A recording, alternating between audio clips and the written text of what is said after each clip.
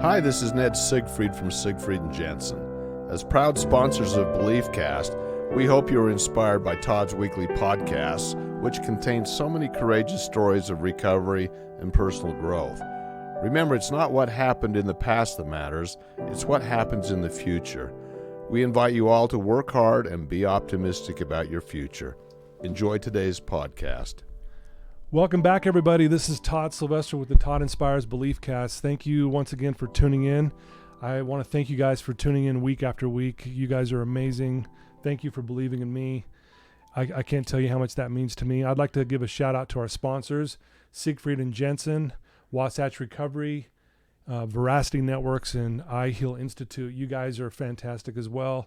And I know you believe in this cause and the things that I'm doing here, and you're making it possible. So I love you guys, and I appreciate all your support.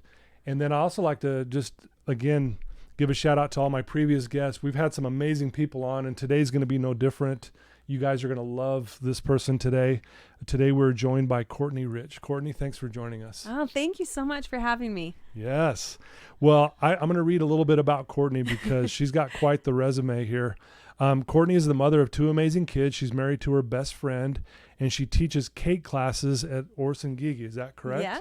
Right? And you do that in Salt Lake City, and they're also online classes as well, in person and online. She's the host of her own podcast called Beyond the Cake. Beyond the Cake is where she shares stories that inspire, uplift, and fill your soul with joy, much like cake. I love that. She has a popular Instagram account called Cake by Courtney, along with a popular blog featuring her amazing cakes. Courtney holds a Bachelor's of Arts degree from Brigham Young University in broadcast journalism. She uses that experience to share her baking passion on local television and in food conferences all over the country. She's been on the Kelly Clarkson Show, the Today Show, Studio 5, Home and Family TV, Good Things Utah, just to name a few. Ultimately, she's a self-taught baker and obsessed with cake. And the list goes on. You're amazing. I told you before we got on air, one of the reasons why I wanted you on the show is I really admire the way you carry yourself. Thank you. You know, you're so passionate about what you do, but more than that, you're just a kind, loving, empathetic individual. And it's just, I want my listeners to hear how you got here. Gosh, that's incredibly kind. And I can't tell you how much I appreciate that. Yeah, you're welcome. So why don't we start? Tell us where you grew up and a little bit about your family. Yeah. Oh, well, I grew up all over. We moved a bunch growing up. My dad's in the media industry. Okay. And so he worked on the sales side of television and then went into managing television stations. And so we just followed that career. So born in Chicago, go Bulls. We'll always go. I'm a Bulls fan. Are you really? Oh, I was a huge Michael Jordan fan. Yeah. Oh, yeah. That's awesome. How could you not be? Yep. That still runs in the blood. And then we were off to Pittsburgh and then Los Angeles. And then we moved to Utah for a little bit, actually not far from the recovery center. And then we went back to California where I finished up high school, basically in the same area we had been before. So really? Okay. I call Southern California home. That's where my parents are both still there in different parts. They're divorced. Okay. My husband's parents are there. We didn't know each other growing up or anything, but California is kind of where we always now gravitate towards and go to for holidays and summer vacations. So that does feel like home. But I sure do love the Midwest and all the people out there. We can talk about some of my background in broadcast journalism, but it took me across the country as I did focus groups. And I just always loved when I got to go to the Midwest because I just felt so at home with everyone. I'm the second oldest of 4 kids in my immediate family. I've got an older brother. We're really close in age, about a year and a half. And kind of had that probably like typical relationship. We were best friends growing up and then we fought like crazy through high school, over the cars. And now we're best friends again. And he's just one of my biggest heroes. And I have a little brother who about 3 years younger than me, who's so fun. And he lives close by and is just starting his family. And then my little sister is our caboose. She's 10 years younger than I am. And she was just the little sister I prayed for over and over again. I was just sandwiched between 2 boys and wanted to be a big sister, and she made those dreams come true. Wow, that's awesome. So tell us a little bit about what were you like as a child? Because again, the way you carry yourself now is so impressive. How were you as a child, and was that always the case? Were you this confident person back then? I think so. We joke because my parents, and I do remember this even, I guess, when I was in elementary school, but from when I was very young, my parents would joke and say that I was the president of the Happy Club. You could throw Courtney across the room, Really? she'd hit the wall and still bounce back with a smile and be happy. So I think Yeah. I was born that way. I was born with a happy demeanor, an optimistic attitude. And I do think my parents encouraged that, and they're both those type of people. So it just, I flourished in that environment. They're both very encouraging. My mom came from an environment where her dad, he was an executive at Sears in Chicago, worked a ton, and she was the second oldest in her family, the oldest daughter in her family. And her mom, not necessarily hard on her, but didn't, I don't think, appreciate all that my mom did for the family and for her. And I think my mom really tried to kind of prove herself and do things, especially to show my grandma kind of her worth. And I don't think my grandma, bless her heart, because she's amazing, did the best job acknowledging and giving my mom the love language that she needed, which was words of affirmation. And so my mom did a really good job. You know how we as parents are like, I'm going to do this because my parents did, or I'm going to not do this because my parents did it, and all those things. You know, they both my parents did a really good job based on kind of some relationship stuff with their own parents, just to encourage us kids and really try to instill confidence and positivity. And I think it was definitely nature and nurture there. Wow, that's awesome. That's good. I mean, how lucky is that you had parents that were teaching you those things as a young child? Granted, I know parents aren't perfect and no one is, but to be able to have that environment growing up in, but at the same time, you kind of had this just countenance that you're just this happy person. Yeah, and I always looked up to my parents and still do. I mean, I just from a young age, my mom always kind of had her hands in something. She was always still working. I didn't really realize it as a kid, but she did broadcast journalism as well, but then developed a game by the time she was 26 and sold it to a game company called Hugger Mugger. She had 3 young kids, was on the Today Show and in publications across the country. And my dad was working in television at the time too. And so I just looked at both of them as high achievers, self-motivated. And I was just drawn to it. Like just from a young age, I just remember watching my mom, just thinking she was incredible. And same with my dad. And I remember a conversation actually with a friend. We were probably in elementary school, maybe early middle school. And she had asked me what I wanted to be when I grew up. And without hesitation, I said, well, I want to have an office like my dad. And, just this idea of having an office, working, and I don't know, it was just always my thing. And, it kind of worked out that way. And anyway, so I just was so drawn to their personalities and all that they did, that I think that was a big part of just me being motivated to do a lot of the things I've done. Right, which led you to getting a degree in broadcast journalism. And talk about that experience, and that's not an easy thing to do, again. So talk about that and how that kind of opened up the door to, some of the things you're doing now even. Yeah. I always knew I wanted to do broadcast journalism. I mean, I went through I want to be a veterinarian and a teacher and the CIA, all the things, right? Yeah. But as I got into high school, and definitely by the time I was going to BYU, I knew I wanted to do broadcast journalism. I loved what my dad did. I grew up going to the station with him, and I would sit in his office and watch talent reels and sit there and listen to him decide who he was going to offer a job to for the evening news anchor, and those kind of things. And I love discussions about work. And because my mom was a part of it too, that was often the dinner table conversation, and I loved hearing those. And so I was really excited about the industry, having grown up around it. And I went to BYU, went to the head of the department and said, put me to work.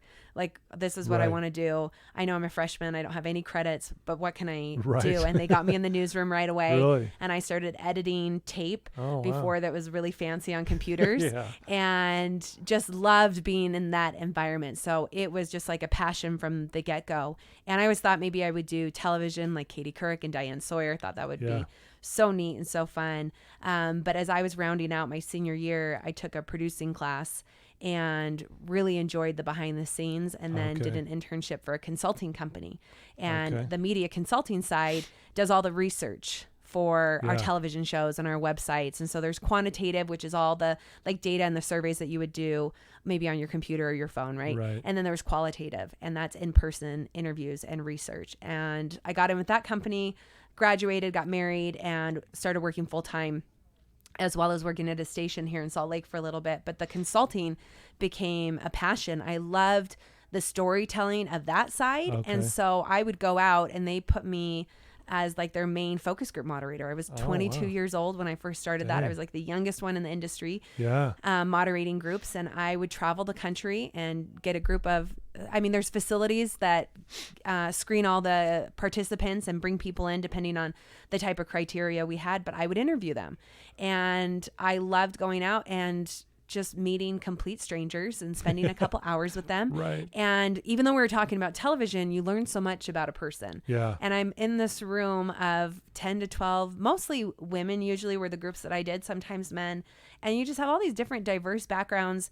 And I loved the feeling of coming together to work on this one project. We all had a common goal, right? To like decide if the show was going to go on air and what to do to make it better. And it was just really neat. I just always like left feeling grateful for those experiences. And, you know, erring on the side of actually getting a little spiritual, I would always like leave feeling like, wow, we are all sons and daughters of God. Yeah. Like it just was impressed for almost 13 years, that feeling on me as I looked at people from Cincinnati to St. Louis to Florida to Chicago to Denver, Phoenix. I mean, I was all over the place and did that for 13 years.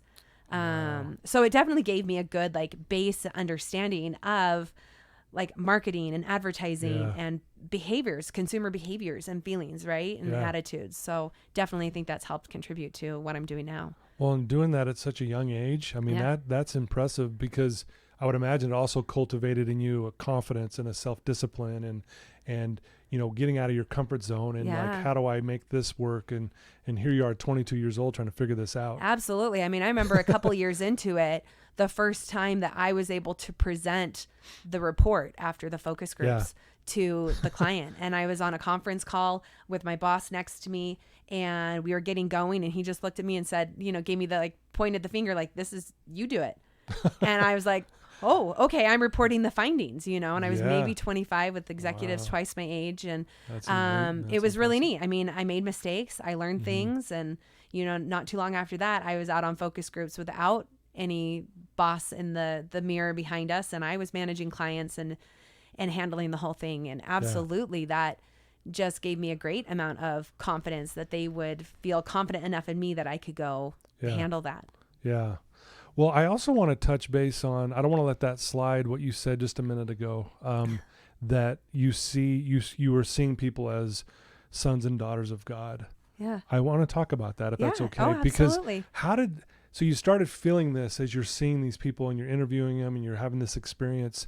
Why was that so profound to you? And why was that, I guess, important for you in that moment? Well, I'll tell you, it was based on two experiences early on.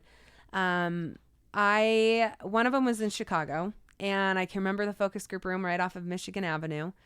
There was a woman that came in that was in that group. She was sitting in the back of the table, and she just was like off. She was kind of answering things just a little off. And I, you know, as a moderator, I've got to control the room, and you can't let someone go off on a tangent, right? But you also want to keep everyone feeling engaged but safe and welcome to offer their opinions. So it's a really interesting dynamic, right? As you're kind of dealing with the like psychology of the whole room. Right. But I did kind of have to distance myself from this particular woman because her answers were not going to be helpful to our client. So at the end of the group, I thank everyone and everyone's leaving, and she hangs back for just a second. She comes up to me and says, you know, and I should say I was for sure judging her. I was like, what is she doing here? This is not the type of person. Do I go out and have them remove her? She's not even paying attention, you know? So there was, of course, just the judgment going through. So she comes up to me after the group and apologizes and says, I'm so sorry did I do anything wrong? And I said, no, you were wonderful. I just wanted to make sure that we heard from everyone. Yeah. And she goes, I am so sorry if I just wasn't there.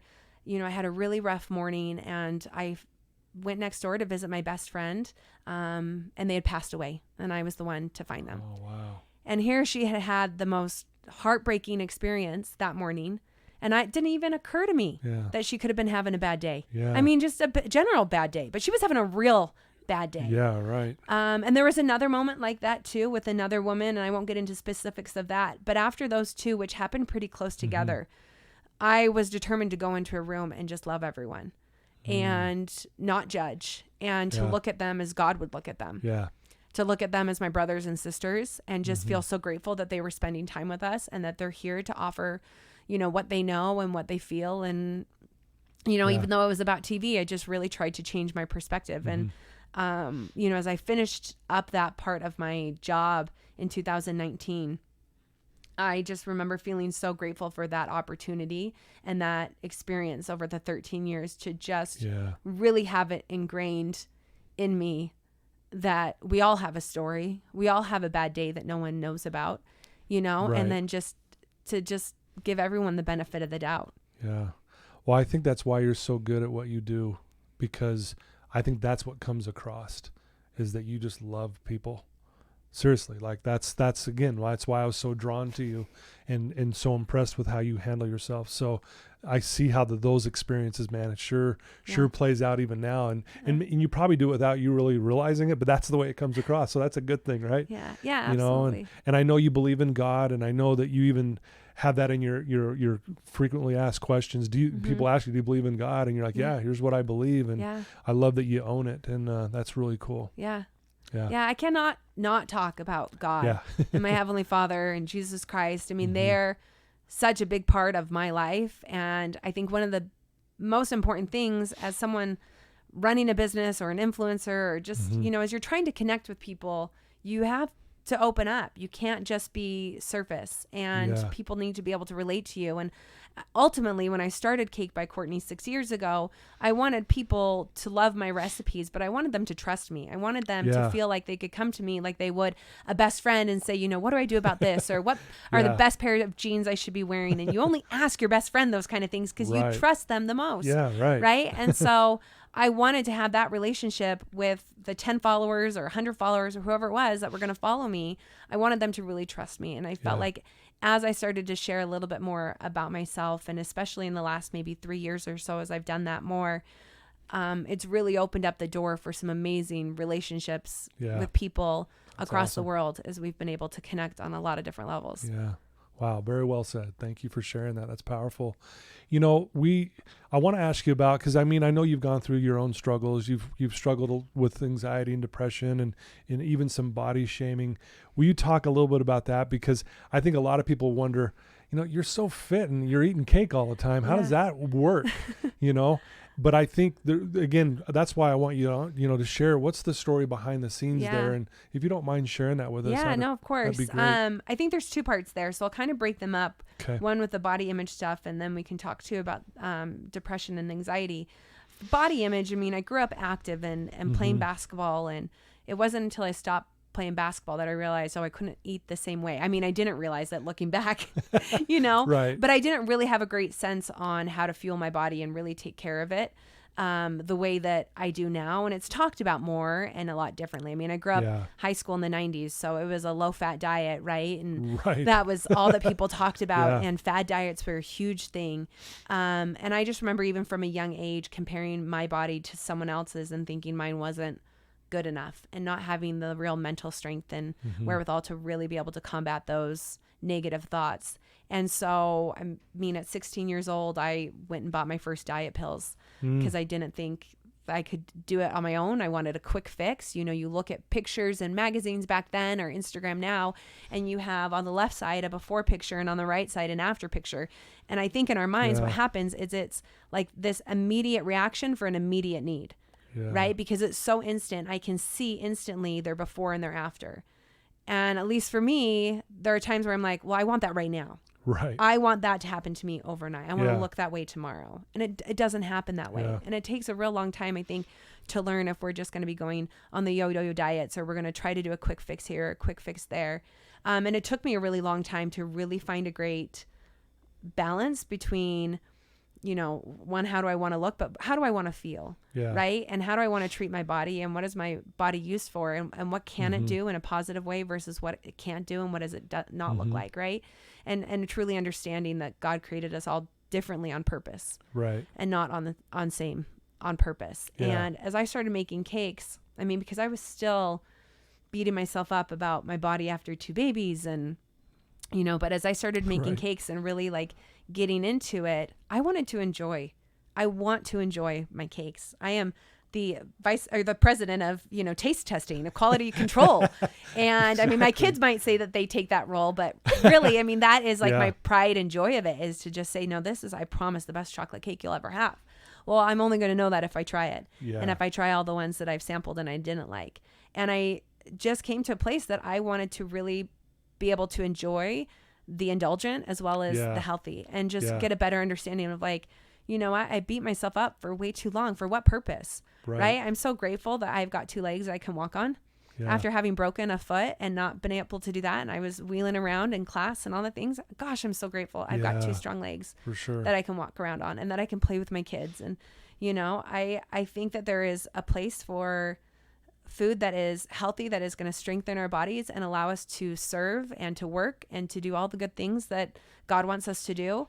But I also think there's room for indulgent, because that's also really fun, and that provides an element of joy just as much as the good, the good healthy stuff does. And so, it took some time to get there, but man, I wish I could go back and have gotten to that place mentally a lot earlier. Yeah. Yeah. And I think the only way to enjoy it is not to beat yourself up after you have it. Yeah. There's no good and bad. I think that's the hardest thing, right? Yeah. I grew up learning that there was good food and that there was bad food. Right? There's moderation in all things. And that goes not just for food, but a lot of things, right? Being able to moderate and balance. And, I just appreciate food so much more after having lived in Southern California and then also the Bay Area as well. Like being around the food scene and really appreciating good food. And it's like, oh man, this is the best hamburger I've ever had. Right. I'm not going to have it every single day or for every single meal, but I'm going to really enjoy it right now on this special meal. Right. Yeah. And then balance it out with just really, yummy, healthy food that will keep my energy up. I love that. So you also, again, struggled with the anxiety and depression. Mm-hmm. Did that start as a younger child, or was it later in life? It was when I was about 18. My parents were going through a divorce. And I, going back in time a little bit, I found out about it my junior year of high school. So I was about 17. I could tell something was off. My mom was having some appointments in the evening, and I kept pressing her on it, what's going on. And my dad always traveled for work or would work late. So that was never like anything new if he wasn't there or anything, but I could just tell something going on with my mom. And I think that's because we were so close, and I was so close with my dad too. And I still am. They're 2 of my best friends. And I found out that they were, my mom was going to therapy, and she and my dad were having a problem. And, I wasn't supposed to share that with my brothers. Yeah. They felt like they could work it out. My mom was just like, you know what, we're working on it, and everything's going to be okay. Right. And I get how she wanted to protect me and the boys at the time. But I carried that with me for about a year. And then in the middle of my senior year, my dad told us that he was leaving.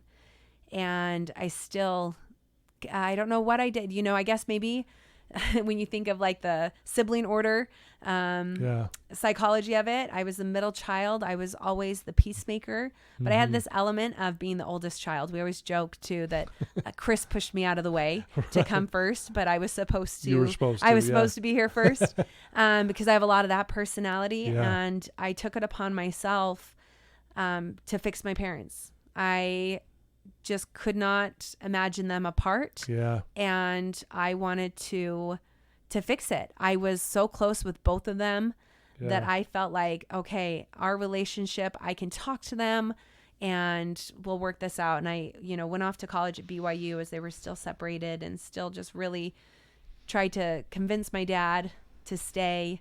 I know they were both going to therapy. I had started going to therapy, and I wasn't able to fix it. It was the summer after my freshman year. So my mom had come to pick me up from college and drive home with me, that she told me that they had filed for divorce. And I think that was the trigger. I think, I found out some things and realizations in therapy I'm even doing right now. But that was the trigger, the catalyst. I think because of depression running in my family and anxiety running throughout family history too, and genetics, that it was going to rear its ugly head at some point. Yeah. And this was the catalyst for me at this point. And that summer, maybe a month later or so, I can remember the day exactly. coming home from a lunch with my mom and my little sister and going inside to I can't remember what I was supposed to do, but just quick little stop inside, and then we were going to leave again to go shopping or something. It was going to be a fun girls' day. And I went upstairs and sat on my bed, and it was like a wave just crashed over me that just whoosh, felt different. And I could just remember going from my usual happy, just feeling great, to feeling sad. Wow. And I had no idea why. And I remember looking in the mirror and feeling like I didn't know who I was looking at, that I just felt so different, and it felt so foreign how I felt with just in minutes. Yeah. I was so scared, and I just laid in my bed, and my mom came in shortly after because we were supposed to be leaving. And she just wanted to see what was going on, and are you okay? And I didn't know. I just said, I feel so sad. I can't get out of bed right now. Wow. And that was the first time I remember having a wave of depression hit me. And started going to therapists around that time too. And I had seen some as a family during my parents' divorce leading up to that. And they felt like it was going to be situational depression. Obviously, we were just going through a huge change. And so I think I was hopeful and did some medication at that time. But 19 years later, I can tell you it wasn't situational. And it was something that, I guess part of DNA and part of my life's path that I've had to figure out and manage and learn from and heal from. And it's been hard. Yeah. Wow. Well, again, I could see why you think it was situational at the time because of what you were going through. But then here we are, you said 19 years later dealing with these things. And how has that shaped you? I mean, because that's not easy. I mean, anyone who's ever dealt with a mental health issue that's listening to this right now, and a lot of them have, they can relate with your story. And how did that shape you, though? And how did that maybe help you even learn and grow to where you're at today? I think it's done a lot. At first, I think it was a cause for anxiety and has been. Sorry about that. Because I felt shame. I felt really guilty for feeling sad and depressed because I had a lot going on. I was doing a lot of great things, and I had parents who loved me, even though they were divorced. I had a great family. I mean, on the surface of things, I should be happy, but I felt so guilty because I wasn't. I was sad, and that just led to shame and to guilt, and that just kind of makes you go down to that like black hole, the spiral, right? Then you feel more depressed and you feel more shame, and you don't want to talk about it. And I think that's the scariest thing about depression and mental illness is we feel so alone. Like no one's going to understand. And back then, 19 years ago, people weren't talking about it like they are today. I would not tell a roommate. I barely told my parents. And even when I got married to Ryan, I wasn't forthcoming with that information because I felt so embarrassed and I felt a lot of shame with it. But that's the worst thing that we can do is not talk about it. Exactly. Yeah. Because we aren't alone. We're not the only ones feeling these feelings. People understand that, more now, I think, than ever, that, you can feel sad for no reason. It can come out of the blue. Sometimes there's something that is the catalyst to it in the moment. But sometimes, and a lot of times, there's not. And it's just these feelings that we feel. But if we are not willing to talk about it and share it, we can't get help and we can't find our way through the darkness. And it took, a lot of time to figure that out. And I just tried to hide it the best I could for a really long time, but it led to a lot of panic attacks, to the point that I was, sitting with, and if you've experienced a panic attack, your chest tightens, you can't breathe. And then things get scary that way. Right. And you're fighting through that. And it's just like this vicious cycle of going through the depression and the panic attack and pulling yourself out of it. No, I can be happy. I'm fine. I'm feeling so good. I'm good. I don't need medication. I don't need a therapist. I'm doing so good. And then all of a sudden it hits you again, kind of out of the blue. Yeah. And I just really yo-yoed with this for a very long time, thinking that I could just kind of manage it myself. And I remember having a discussion with my dad years ago after a bad episode. And he said to me, he was like, well, Courtney, how can we fix this? And I remember those words just like sat with me for a second. And I said to him, Dad, I don't think I can fix it. Yeah. I have to learn to manage it. How do I better manage it? And at the time it was like, okay, what can I do to manage myself and what I'm dealing with better than I have been, right? And so at the time I just switched my mentality and my thinking and my perspective. How do I manage it? And so at that point I started waking up earlier and going to bed earlier. I wanted to wake up earlier so I had quiet time in the morning before my kids got up and it didn't feel chaotic. Sure. I wanted to make sure I exercised so that I was moving my body physically and feeling productive immediately as part of my day. Sure. Right? Obviously helps with the brain health Absolutely. there. Yeah. And then my scripture study was a big thing too. So I developed this morning routine. I love it. That was really helpful to me in managing and being able to control part of my day. I wanted to have those moments every day, and I still do. It's still how I do my life. I wake up early and exercise and scripture study, and I pray every morning, and I love that routine, and that did help. I think it helped because then I was like, okay, here are the things I can control in my life, right? I have control of these aspects, and they're good. They're putting good influence in my life and helping me be a better person. And then no matter what else kind of comes that day, I might be able to manage it a little bit better. And that did, I think, help for a while. And I've still, though, in the last even year have felt like, okay, that's not been quite enough as I'm still dealing with it. Sure. You know, what else? I guess I'm a person that loves progress. Yeah. And I love to check a box, and I love feeling like I'm achieving something. And I feel like I got kind of stagnant still, even with that like routine.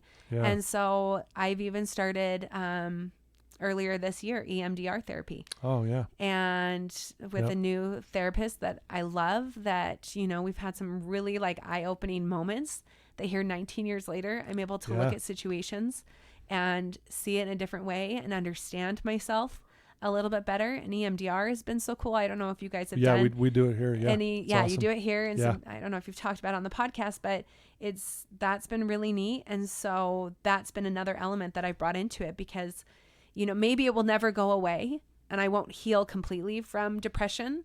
But if I can get like a hold on it, if I can understand what some of my triggers are, if I can have like a recipe, we'll relate it to cake, right? If I can have the best recipe outlined for managing it, that's what I want to do. I want right? So if my stuff alone isn't enough and it's just a mediocre chocolate cake, I got to figure out what else I put in that chocolate cake to make it the best chocolate cake. Oh, it's buttermilk. Yeah. I need that buttermilk. Okay. So I need that therapist, right? Wow. And maybe it's medication for some people. Well, I love that. Thank you for being so vulnerable and sharing that with us, Courtney. Honestly, I wrote this quote from you. It says, it was talking about why do you pour yourself into cake and why do you love it so much? And correct me if this is wrong, but you said, I think it's because I was pouring myself into something that was just for me, gave me an emotional and a mental stability. Yeah. You know, and that's why you're so passionate about your cake making and baking. And so that came along. Let's see, Weston will be 13 this December.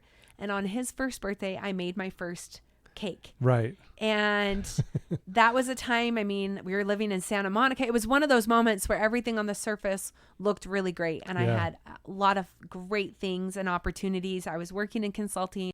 So I grabbed a Bon Appetit magazine because that was one of the magazines along with like the Ina Garten cookbooks that I would always see in my in-laws' kitchen. And I thought, okay, if I can find a recipe in there, that'll also mean it's just going to be good because Rick and Connie already approve of it.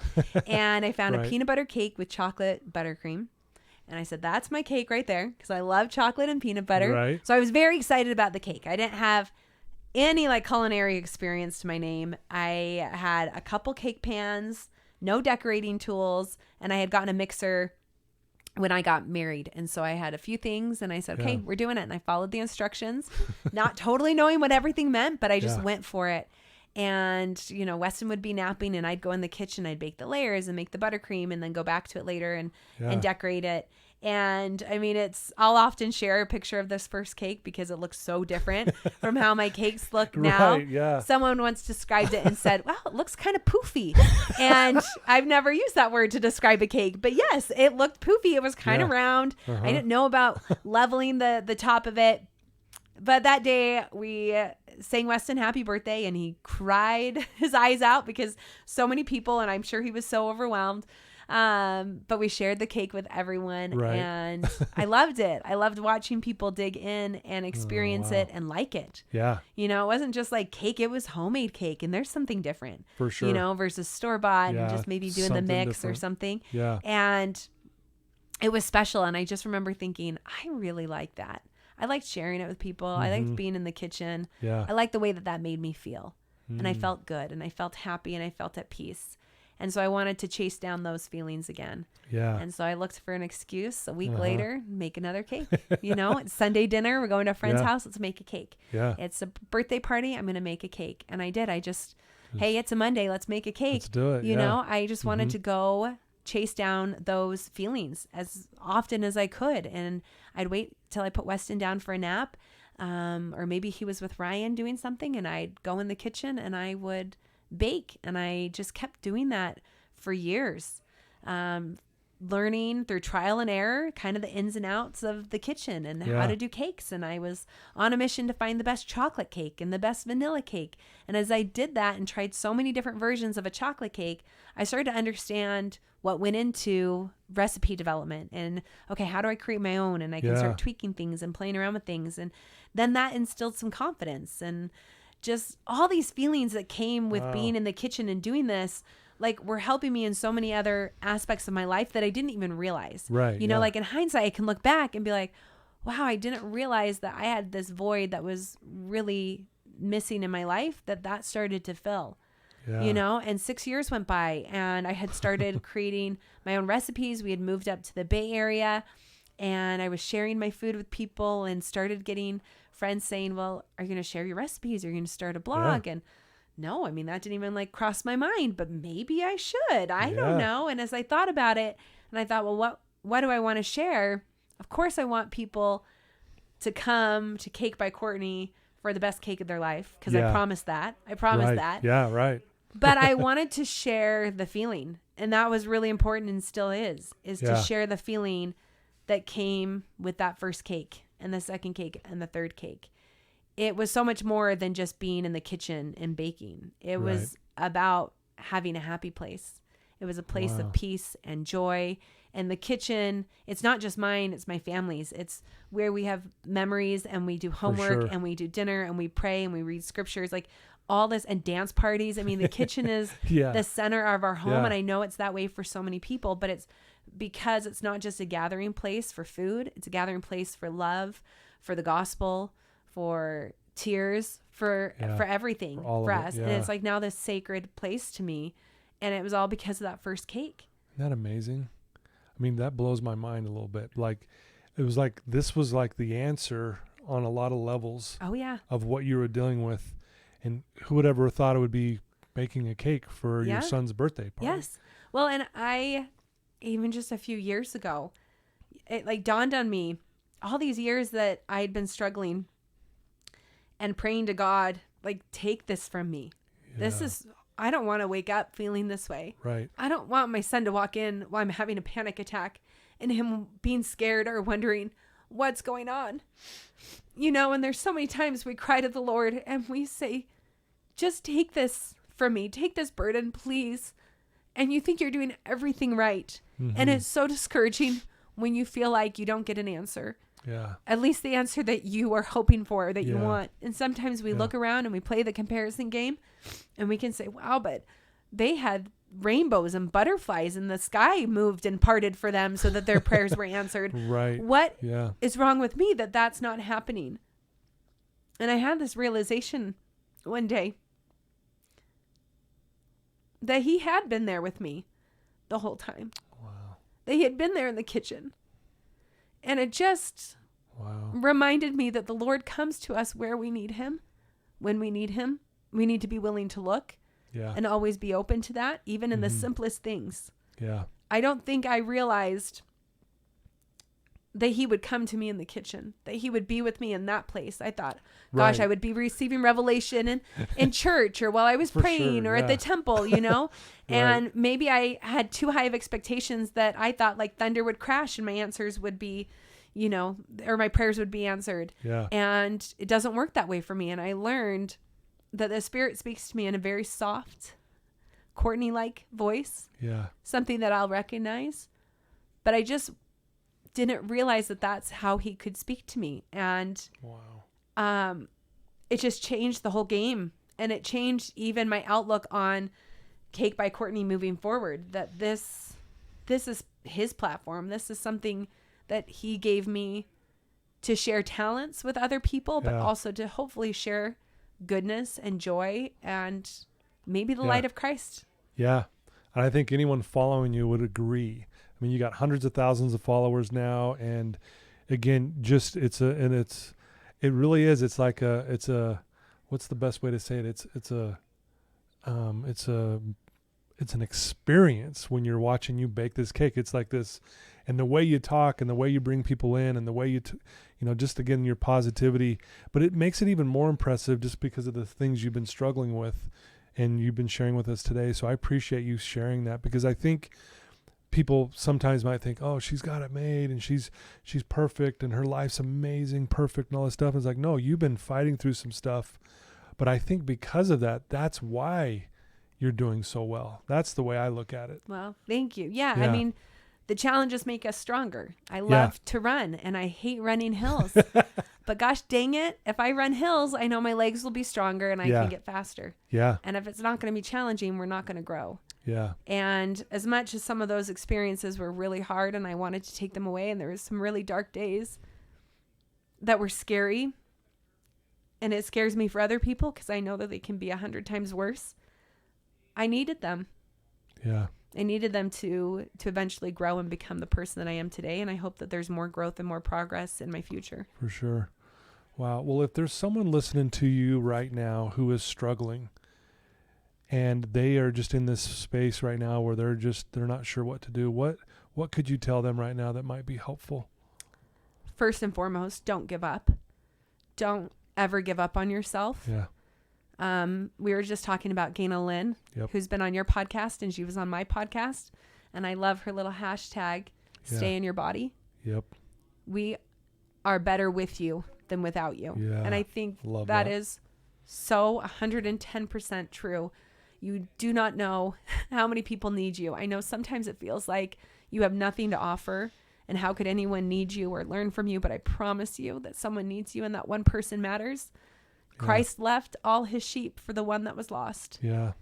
He won't leave you, even though it feels like he does, or maybe he's not there in the moment.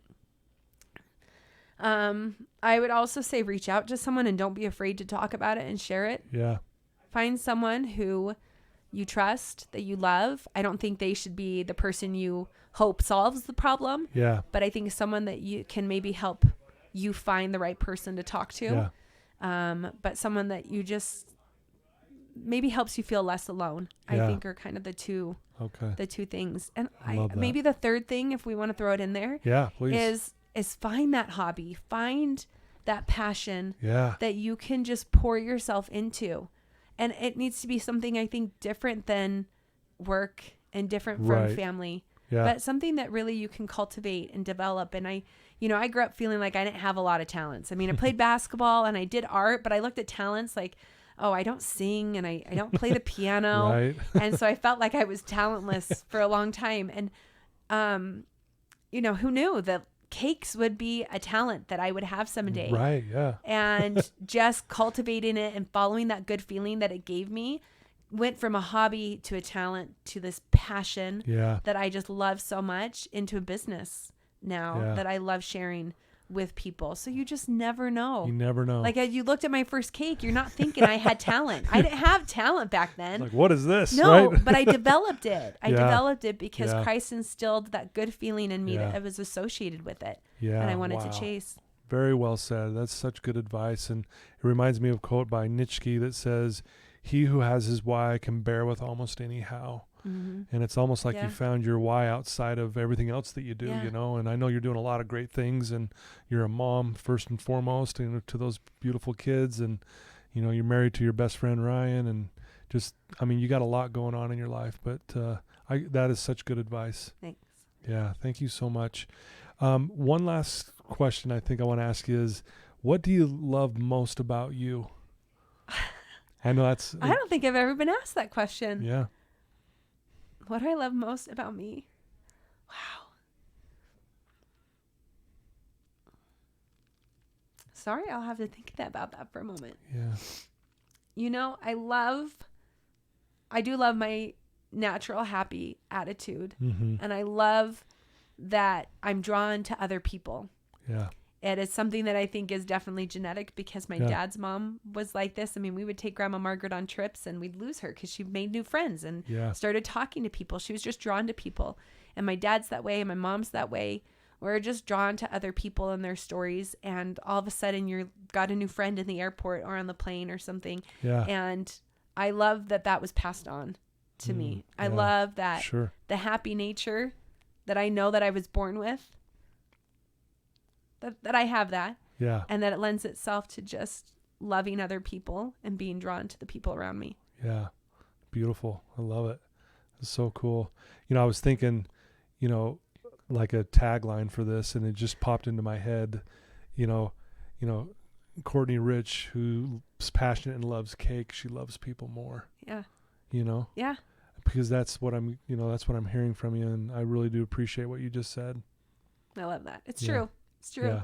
I love people. I know. I'm so grateful for the paths that I get to cross. And I think that's why I love cake class so much. Yeah. It's because we get to bring people in and I get to meet them in person and I hear their stories and people write in and I just get to connect with people. And I'm just reminded daily that we all have something we're going through, but we're all strong. We all have the resilience. It's there if we dig deep enough. Yeah. It's incredible to have had some of those experiences shared with me too. Amen to that. Yeah. Wow. That is beautiful. So if someone wants to reach out to you and they want to know more about what you do, how do they do that? What's the best way for them to go to your Instagram and your website? Yeah. So Cake by Courtney on Instagram, and cakebycourtney.com is my blog. You can always email me at hello@cakebycourtney.com. Mm-hmm. I try to get to my DMs, but if you have a question, definitely would say email is probably the best way. I have an e-commerce site, and that's shop.cakebycourtney.com with products and online classes. Yeah. But Instagram's where I hang out the most. Yeah. And I love to see you. And, you know, hopefully I try to answer comments and DMs as much as I can there too. That's awesome. Yeah. Well, I can't thank you enough for taking some time out of your busy schedule to sit with me. This means a lot to me. I gained a lot of insight today for just stuff that I go through as well. So, and I'm sure our listeners did as well. So thank you for not only being willing to do this, but being vulnerable with your story and sharing it with us today. Oh, it was my absolute pleasure. Thank you. Yeah. Wow. You're awesome. Well, there you go, folks. I told you were going to love this. This is amazing. Please reach out to Courtney. Like she said, send her an email. Best way to do it. Ask her any questions. Please check out her website and her Instagram. It's amazing. It'll brighten your day. Trust me. You know, the Today Show cake, is that? Oh. Yeah. Wow. Yeah. I want that. I don't know if I could make it, but I want it. Anyway, yeah, please reach out to her. She's amazing. And I just, again, love you guys for tuning in week after week. Please share this with anyone in your family who, you know, may be struggling with mental illness or a mental situation that they're struggling with. This will help inspire them and realize that there's hope. And, you know, whether you believe in God or a higher power, whatever, those things are important, and reach out and exercise your faith in those areas. But I love you guys. Thanks again to our sponsors. And Courtney, one last thank you to you. You're amazing. Thank you for your time today. Thank you, Todd.